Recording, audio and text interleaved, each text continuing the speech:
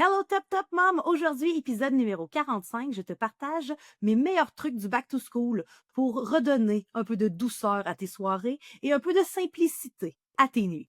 La rentrée, c'est excitant, mais c'est aussi quelque chose d'épuisant, autant pour nous, pour nous tout petits. Alors, je t'ai préparé une foule d'astuces concrètes pour retrouver un rythme sans pression et ramener un peu de calme dans le tourbillon de septembre. Let's go, c'est parti!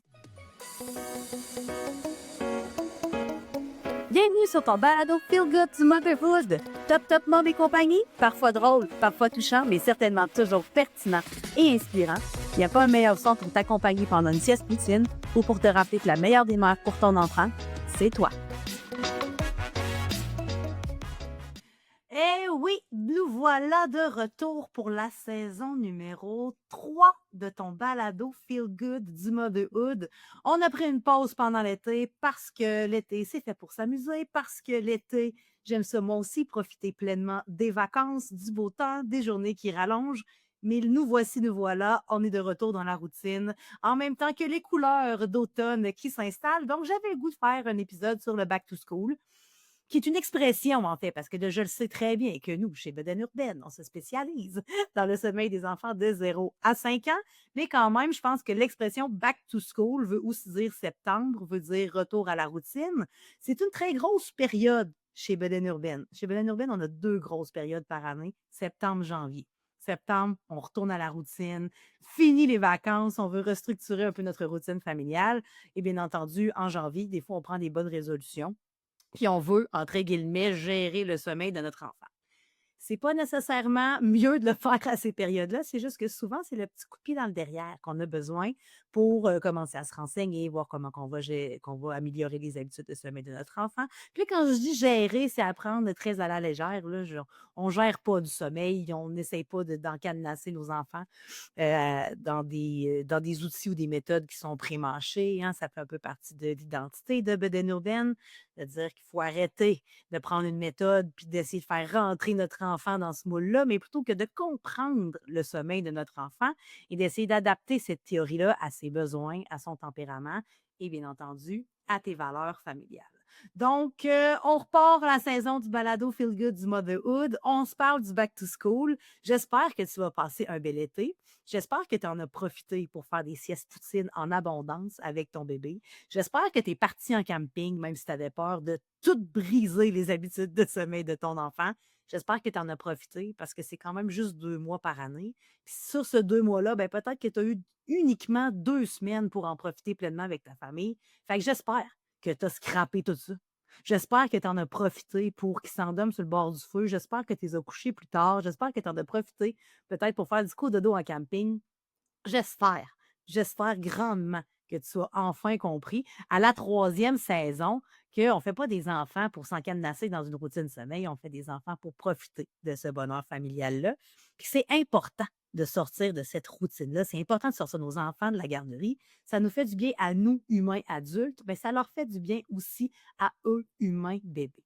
Donc, j'espère que tu en as profité pleinement. Peut-être que tu es rendu au point où tu dis, ben là, on en a profité pleinement, mais j'aimerais restructurer peut-être un peu les habitudes de sommeil de mon enfant, sans pression, bien entendu, parce que X, Y, Z raison, intégration à la garderie, retour au travail, c'est fini les vacances. Peu importe la raison, l'élément déclencheur qui t'amène à te renseigner sur les habitudes de sommeil de ton enfant et comment tu pourrais l'accompagner et l'aider à les modifier, à dormir plus sereinement, plus paisiblement.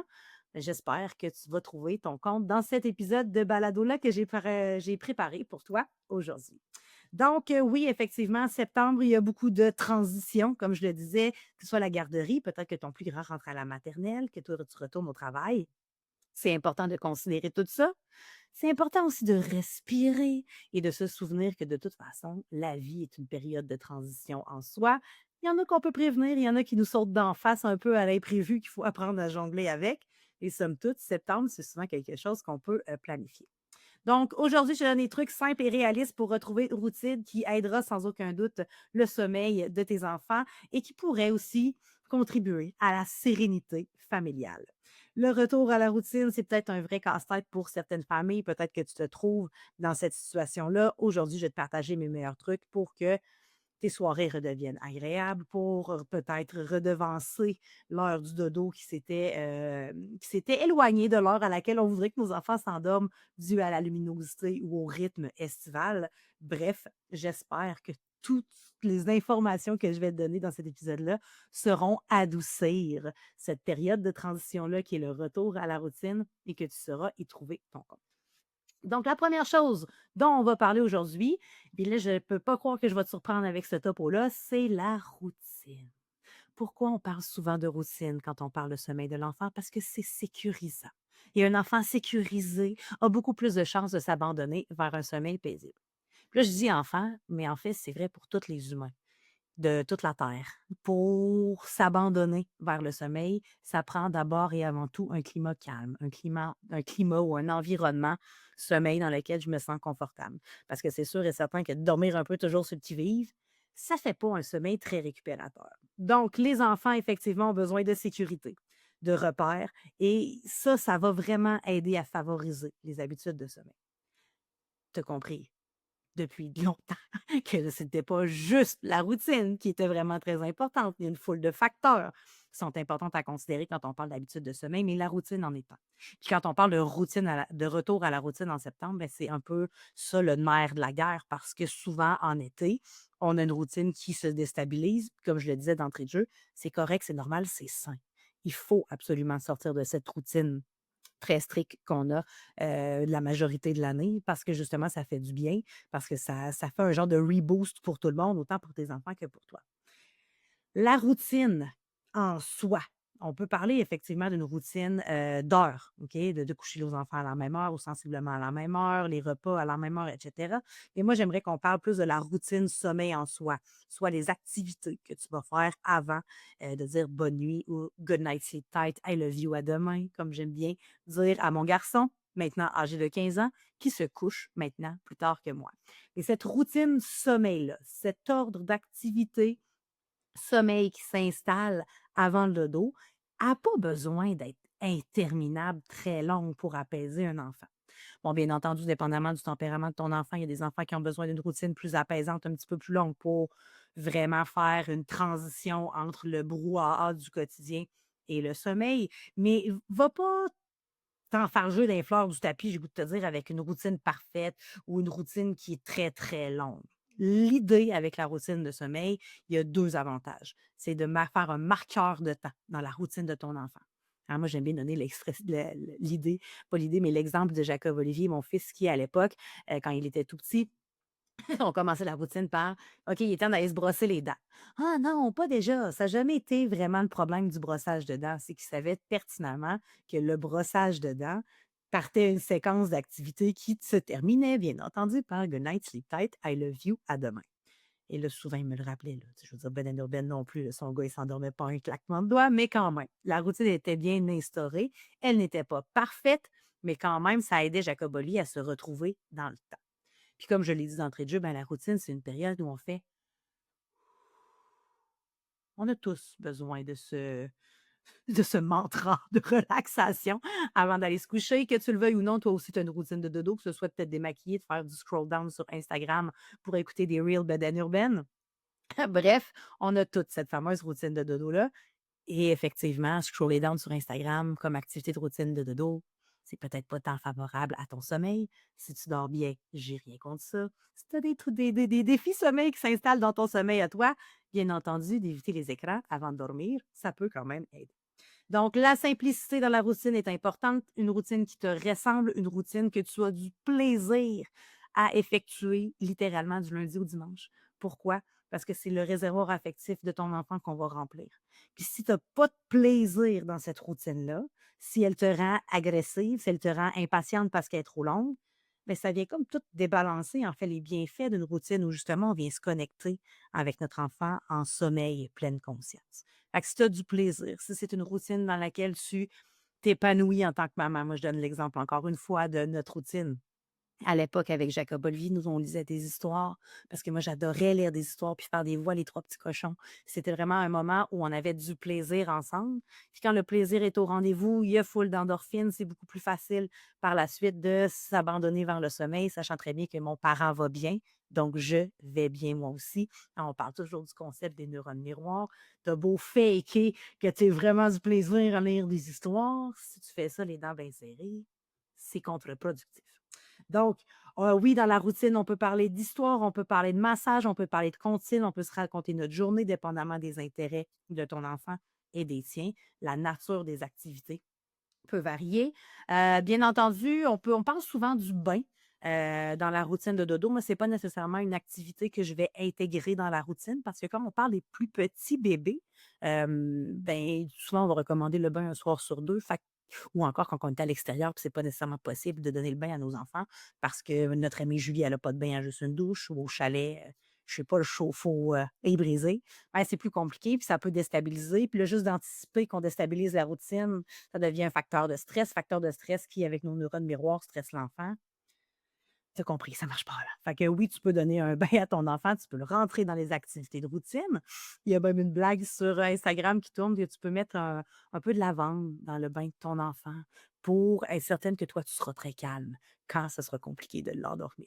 Fait que ça, c'est des activités que tu peux intégrer dans la routine pour aider ton enfant, comme je le disais, à se relaxer, à te connecter avec ton enfant, mais aussi mettre un marqueur de temps dans la routine de ton enfant. Autre sujet qui revient souvent quand on parle du back to school, c'est d'ajuster l'heure du dodo qui s'est étirée. Puis là, on n'a comme plus vraiment de structure parce qu'on voulait en profiter, parce que soudainement, des fois, à l'heure du dodo, on partait manger une petite crème molle trempée dans le chocolat, une petite molle à vanille trempée dans le chocolat. Puis c'est correct, c'est parfait comme ça. Bon, bien entendu, manger du sucre, c'est un mythe avant le dodo. C'est surtout le concept d'aller manger une crème glacée, de sortir de là, de croiser des amis, de pouvoir, je sais pas, jouer au parc et en même temps de manger ma crème glacée. Fait que c'est pas nécessairement le sucre qui nuit au sommeil. J'en parle souvent pendant la période de Pâques parce qu'on a toujours ce mythe-là qui court que les sugar rush peuvent, empêcher nos enfants de dormir, mais c'est beaucoup plus l'environnement ou l'activité autour du sucre qui vient, modifier les habitudes de sommeil. Mais c'est correct d'être sorti un peu du cadre de la routine, quand on parle des heures. Puis un peu comme on va gérer le changement d'heure 2 fois par année, ben c'est sûr que c'est pas ça cold turkey, de dire: «OK, là, on les couchait à 8h30, bam, là, tout d'un coup, c'est à 19h». Là, on parle d'une heure et demie de différence, quasiment un décalage horaire. Fait que de décaler graduellement aux 3, 4, 5 jours l'heure du dodo en reculant de 10, 15 minutes, c'est quelque chose qui peut t'aider à revenir à une heure plus normale dans ta routine de sommeil. Au départ, bien entendu, idéalement, tu garderais une certaine constance entre le week-end et la semaine, pour bien partir ton enfant. J'ai le goût de dire ça de même, mais encore là, à 10, 15, 20 minutes près, on n'est pas nécessairement dans un bootcamp non plus, il faut se laisser quand même une latitude, puis toujours avoir une heure de dodo qui, fit dans ton horaire à toi. Tu sais, il y a des parents qui vont arriver à 5h30, 17h30, il faut préparer le souper, justement donner les bains. Il y a peut-être des plus grands, il faut faire les devoirs. On a peut-être, je sais pas, des cours de gymnastique, de karaté, de taekwondo, de natation.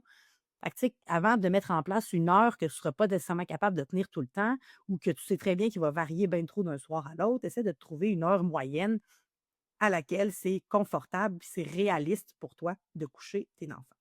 Des petits trucs pratiques, pour, faire comprendre à ton enfant qui, même si tu lui mets une montre au poignet, n'a pas nécessairement le concept de l'espace-temps. Pour lui, 5 minutes, 5 heures, même chose.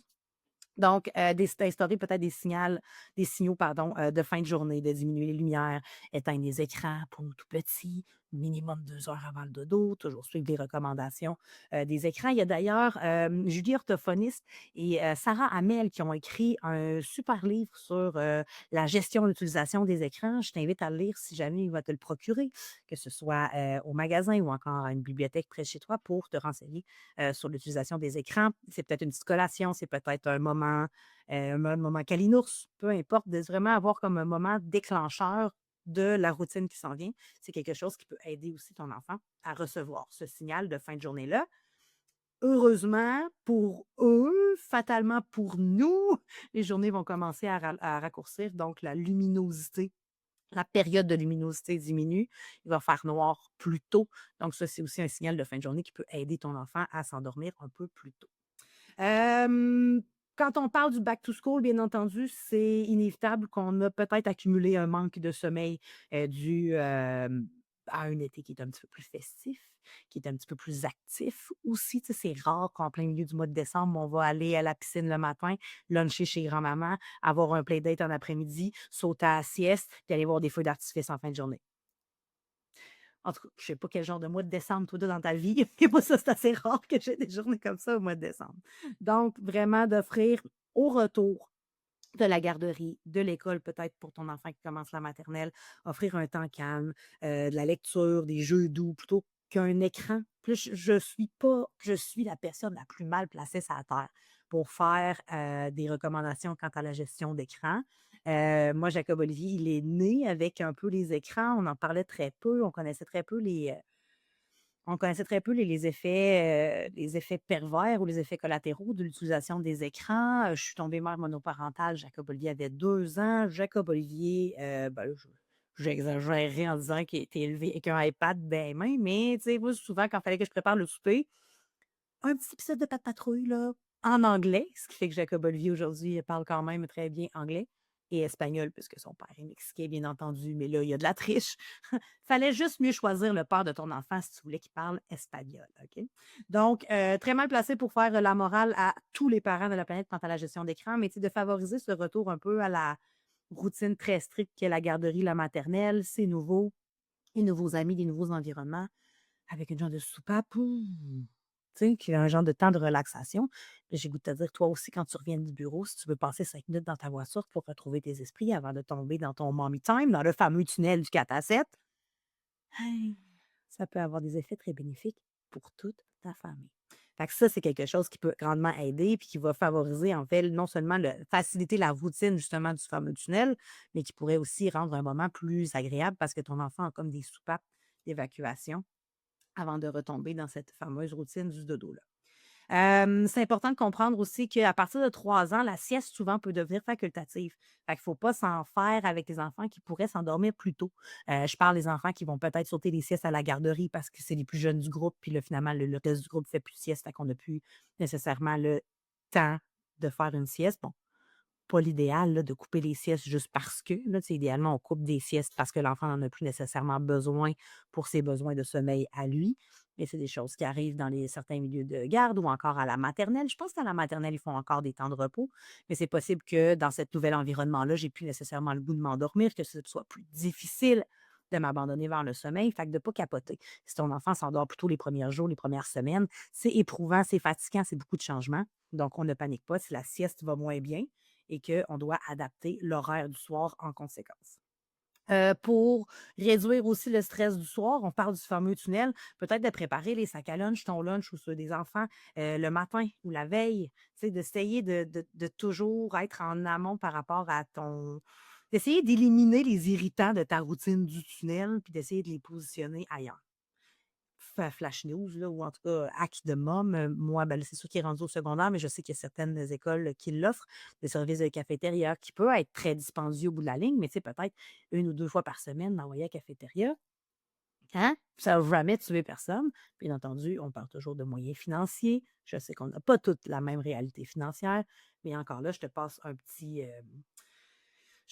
truc de môme ici, puis, pour avoir fait le calcul, moi, Jacob Olivier, ça me coûte quasiment moins il mange tellement rendu à 15 ans que ça me coûte moins cher de payer la cafétéria à l'école que de lui préparer des lunchs et puis si j'ajoute à ça, je multiplie le facteur santé mentale de préparer des lunchs, Jacob Olivier qui mange très peu de sandwich, qui veut des repas chauds, moi ça m'avantage grandement, mais là, après ça, à toi de voir et de faire de toi une Pierre comment il s'appelle? Sweeney, là? Pierre-Yves Sweeney, je ne sais pas trop, là, le kingpin des finances et de voir si, ça rentre dans ton budget et si ça facilite ta vie, pourquoi pas.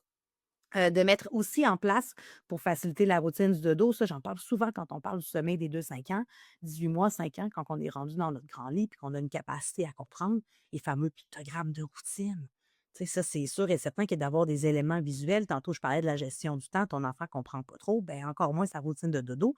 Donc, ben pas encore moins, mais la routine de dodo peut rester quand même un concept très flou, même s'il est bien instauré. Fait que d'avoir des pictogrammes pour l'aider visuellement à connaître les étapes de la routine, c'est quelque chose qui peut grandement l'aider et c'est très important que cette série de pictogrammes-là se termine par un petit garçon ou une petite fille ou un petit bonhomme qui fait dodo. c'est vraiment, vraiment très important que la séquence ait une fin pour que l'enfant comprenne que c'est là le point de chute. On parle aussi de l'intégration à la garderie quand on parle du back to school parce que veux pas, c'est possible que ton enfant intègre la garderie. Puis là, je le sais, c'est quand même un gros moment en tant que maman. Moi, je pense que dans la vie, il y a intégration à la garderie, l'entrée à la maternelle, l'entrée au secondaire. Là, pour l'instant, moi, c'est les trois trigger points dans mon motherhood que j'ai comme fait. Oh my God, ma vie ne sera plus jamais la même. Il y a du beau, il y a du moins beau dans chaque étape. Cependant, l'intégration à la garderie, comme ça s'adresse vraiment à ma clientèle 0-5 ans, on va en parler. Je le dis souvent, rentrer à la garderie, c'est même si ça va bien, c'est des gros changements pour les enfants. Donc, des nouveaux visages. Là, on parle d'une intégration à la garderie pour un enfant qui n'est jamais allé. Ça pourrait être aussi un changement de garderie pour un enfant qui allait déjà à la garderie, qu'on a dû changer de milieu de garde. Des nouveaux visages, nouvelles routines, des bruits, beaucoup de stimulation. Tout ça, c'est un changement émotionnel qui peut effectivement, à lui seul, perturber les habitudes de sommeil. Fait quand on revient au retour à la routine, ça fait beaucoup de changements en soi. Prendre le temps de bien faire les choses, de comprendre notre enfant, de comprendre que c'est un gros changement. Encore une fois, même si ça va super bien, puis que l'éducatrice est super fine, puis qu'elle adore aller à la garderie, puis que tu arrives à la garderie, tu le laisses, puis qu'il se tourne, puis qu'il s'en va déjà jouer, puis qu'il n'a pas pleuré une seule seconde, c'est possible que ce soit un gros changement. By the way, il a pas pleuré une seule seconde. Ça fait pas de lui un futur astronaute, OK, Suzanne? On se calme. OK? Chaque enfant a sa façon d'intégrer à la garderie. C'est pas parce que c'est plus difficile que tu as un moins bon bébé, concept complètement dépassé. C'est pas parce que ça va super bien que tu as un meilleur bébé. OK, Julie, arrête de t'empanter. Ça nous gosse terriblement. Donc, oui, effectivement, c'est possible que ça amène des régressions dans le sommeil. Mais comme le dit si bien mon amie Mélanie Bilodeau, psychoéducatrice, il faut arrêter de voir ces régressions-là comme un recul. C'est justement un pas en avant. C'est une période d'adaptation, tout simplement. Et souviens-toi toujours que tout ça n'est pas éternel. Quand ça va bien, c'est pas éternel. Quand ça va pas bien, c'est pas éternel non plus. Donc, conseil pratico-pratique quand on intègre la garderie, de garder la routine du soir idéalement le plus identique possible et rassurante à la maison, d'offrir le temps de décompresser à la fin de la journée, de remplir le réservoir affectif quand on va chercher notre enfant à la fin de la journée, c'est important. Ne pas s'inquiéter si les siestes sont différentes à des heures différentes, ça va moins bien, sont plus courtes. C'est une période d'adaptation. Tant et aussi longtemps que ton enfant n'aura pas pleinement confiance et ne se sentira pas pleinement sécurisé dans son nouveau service de garde, ben, c'est possible que ce soit plus difficile les siestes à la garderie. Et comment on gère ça une fois à la maison? Couchez-les plus tôt. Moi, sérieux, honnêtement, j'enregistre ça pendant l'épisode numéro 45. J'aimerais ça que ce soit écrit sur mon épitaphe à ma mort. Couchez-les plus tôt. C'est le conseil sommeil que j'aurais le plus donné dans toute ma carrière de consultante de sommeil. Bien entendu, je sais que tu le sais, mais je me permets quand même de le répéter. Les objets de transition qui peuvent grandement aider ton enfant à retrouver ses repères, du moins olfactifs et au toucher, à la garderie, donc des doudous, des toutous, des petits rituels de séparation à la matin, du matin, des petites phrases magiques, des petites poignées de main, des petits trucs comme ça qui peuvent aider quand même ton enfant à se sentir sécurisé dans cette nouvelle transition-là. Plus de douceur et de constante à la maison, souvent, ça va aider une adaptation plus rapide et bien entendu, un meilleur sommeil. Donc, c'est tout à ton avantage de prendre le temps, de prendre le temps.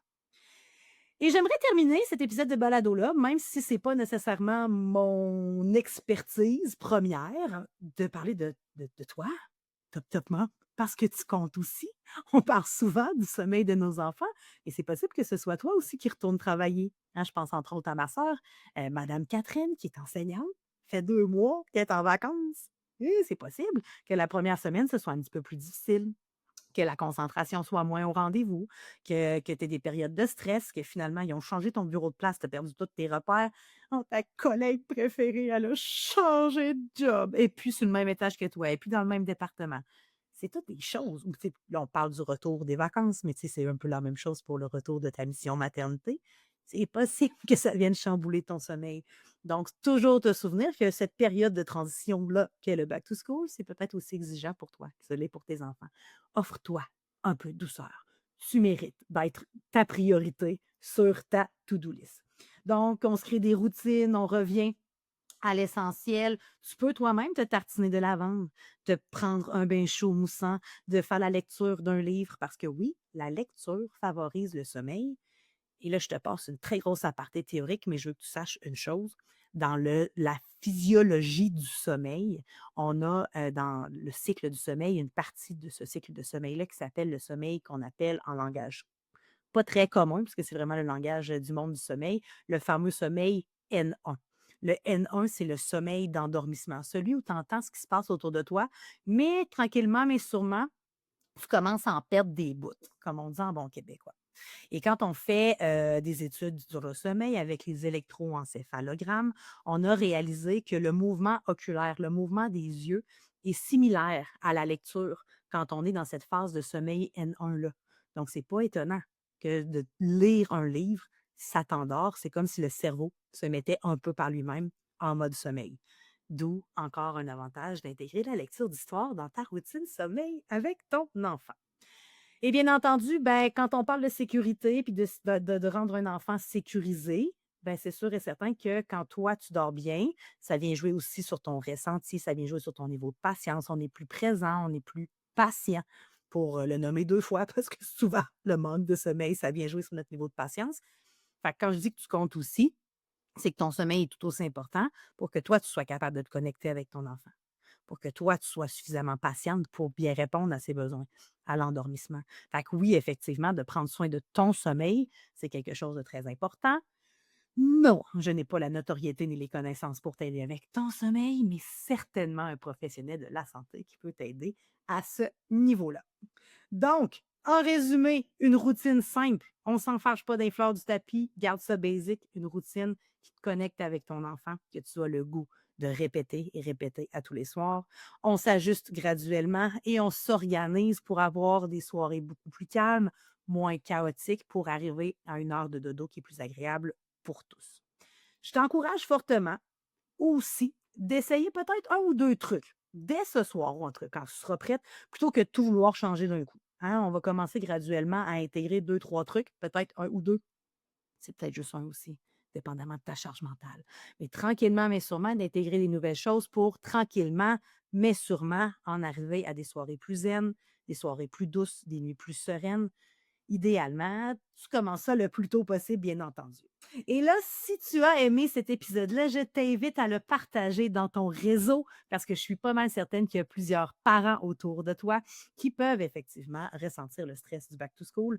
Donc, peut-être, toi aussi, collaboreras-tu à cette grande chaîne de solidarité que sont les miracles du sommeil en partageant cet épisode? Et je t'invite aussi, peut-être, à venir me dire sur Instagram ou sur Facebook, c'est quoi le truc que tu mettras en place cette semaine pour favoriser les saines habitudes de sommeil dans ta famille. Je te dis à très bientôt pour un prochain épisode de Top Top Mom et compagnie, ton balado feel good du motherhood. Peace out. Hey Top Top Mom, tu viens tout juste d'écouter un épisode du balado Top Top Mom et compagnie. Si tu as aimé cet épisode, donne-nous une dose de love en nous accordant la note parfaite de 5 étoiles ou encore mieux, écris-nous un petit mot en commentaire. Merci infiniment d'être aussi top et je te dis à très bientôt pour un prochain épisode de Top Top Mom et compagnie.